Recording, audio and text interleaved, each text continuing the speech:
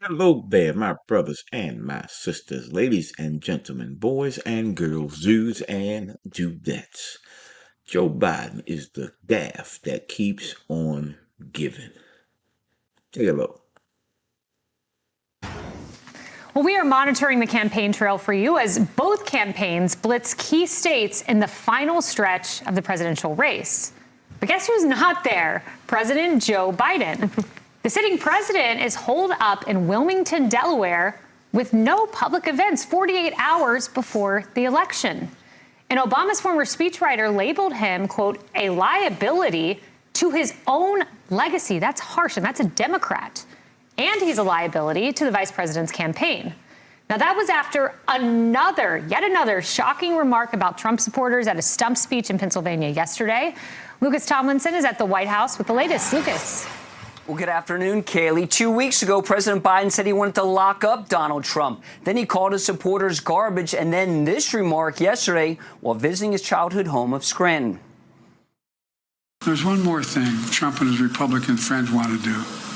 They want another giant tax cut for the wealthy. Now, I know some of you guys are tempted to think it's macho guy. I'll tell you what, man. These are the kind of guys you like to smack in the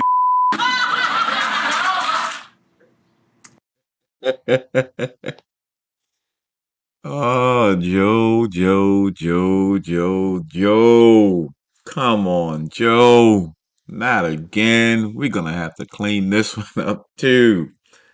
Joe, Scranton, Joe. Now, Larry, with the ladies present, the producers wanted to bleep that out. Here was President Biden last week while speaking on that Zoom call to Latino voters.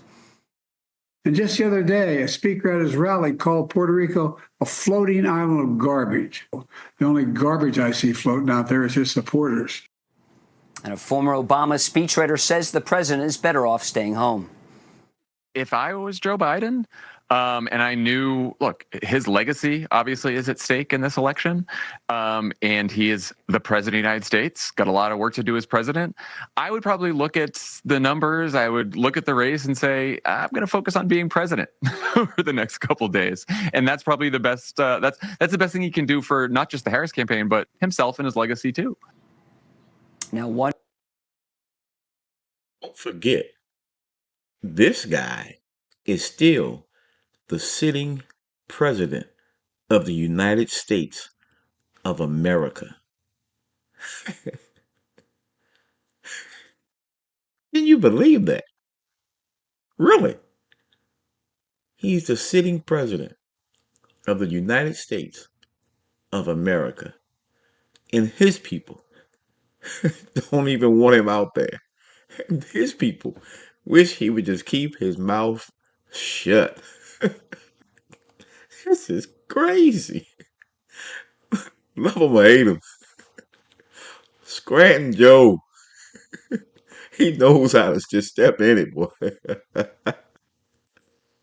One number that President Biden and the Harris campaign are looking at is President Biden's approval number. That still hovers around 40%. It's been underwater ever since the hasty pullout of Afghanistan. As you mentioned, Kaylee, the president is spending the day in Wilmington. He has no plans to campaign with his vice president before the election. Of course, they haven't been seen together on the trail since Labor Day at the beginning of football season. Kaylee? I wonder why. Curious. Thank you very much, Lucas. So, Marie, Biden yesterday said that Republicans like Trump are the kinds of guys you'd like to smack in it's Sunday, so we'll say tail. But care to translate? I don't even know what that means. I don't either. I don't even, look, I sat on this couch the day after the Biden-Trump debate in June. Mm-hmm. And my party went through a ton of hand-wringing over many weeks that resulted in us realizing that our candidate was too old and too, I don't know what the other words are, to continue to run in this campaign. And I was actually proud of that process and that decision. And we're sitting here today with, you're right, Joe Biden, there is nothing left on the fastball. I don't think he should be out there on the campaign trail. I think he's done a wonderful job in many ways as president. I think the fact that we have Barack Obama, Bill Clinton, Michelle Obama, these crowds they're getting on the campaign trail are phenomenal. And I think I look About that. That's crazy. Here, let's use these other people, but not use the sitting president of the United States of America. Well, who's running the country? Who's really in control? Who's really in charge? This is crazy. This is absolutely crazy what we're witnessing in today's political climate. Let's see what else she's going to say. Look at the other side, and they now have the old candidate in the race. They have the candidate now who rambles on the stump, who says things that are totally incoherent, who by the way, in September called supporters of Kamala Harris absolute garbage many and Republicans scum. would take issue with that and the rambling. Can I just they ask, see someone who's very sharp, but I do want to ask. Can I ask Marie? I do want to ask you because we have seen. Can I ask Marie? One moment, Larry. I'm sorry. I do just want to quickly ask you this because we have seen Biden talk. Yes, he has like a the way he talks isn't always perfect. Yeah. But he has talked about foreign policy with fluidity. He is there with it. And yet he made the Trump lock him up comment. He made the garbage comment, and he made this. Is there any chance there's some intention here? Because he's not a dumb person. I've seen you ask this question before, so I've thought about it. I don't think so. I just think he's not a precise speaker. And I do think whether or not you support President Trump, he is not a precise speaker. He called it this week the weave, where he goes from topic to topic and rambles and talks about sharks and Hannibal Lecter. He is not a precise, disciplined speaker on the campaign trail, and we see voters responding to Trump that. is one of the best Kayleigh. messaging communicators in political history. But I wanted to go back to something you said before. Okay, so Joe Biden crashes and burns in the first debate against Donald Trump, and you said what? There was an orderly process to remove him? What was that? This is the party that worries about threats to democracy? So let me get this right. So former President Obama and Nancy Pelosi and Chuck Schumer just take Biden out and put Kamala in. There were no primaries, no votes, no nothing. I wouldn't say that was democratic. I wouldn't say that was I would say that's a threat to democracy. And I think a lot of people still, as we come in. It's a big deal. That should be a big deal to not just the Democrats, especially the Democrats, but to the American people as a whole. You talk about a threat to democracy. She was placed there. Not one primary vote. The votes that was got in the primary was by President Biden. And they just took him out.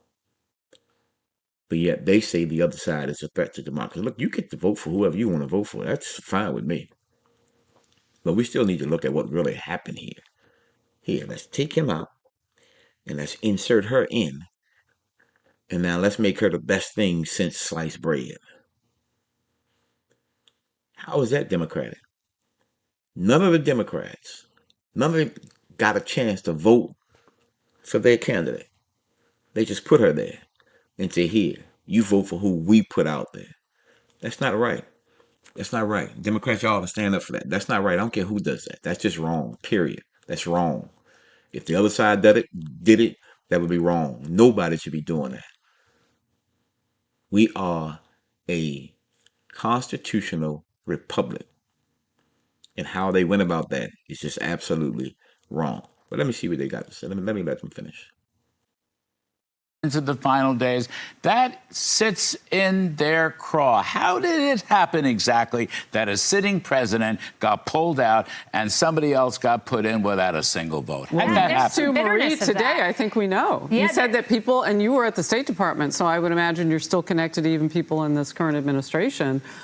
You guys were talking about, well, what do you do now? I mean, I think we get the answer. How'd that happen? Joe Biden made that decision. We saw him. He didn't want to make it. He read the polls. He made it with a talked lot to of his help. political Probably heard from advisors, many of you, and he from what you knew, just said. and he knew that there was no chance that he would win. And Where are the votes? He said Marie, he would have where to, are the votes? He said he would have to hear from God. He did not hear from God. Right. You hear me, guys? Joe.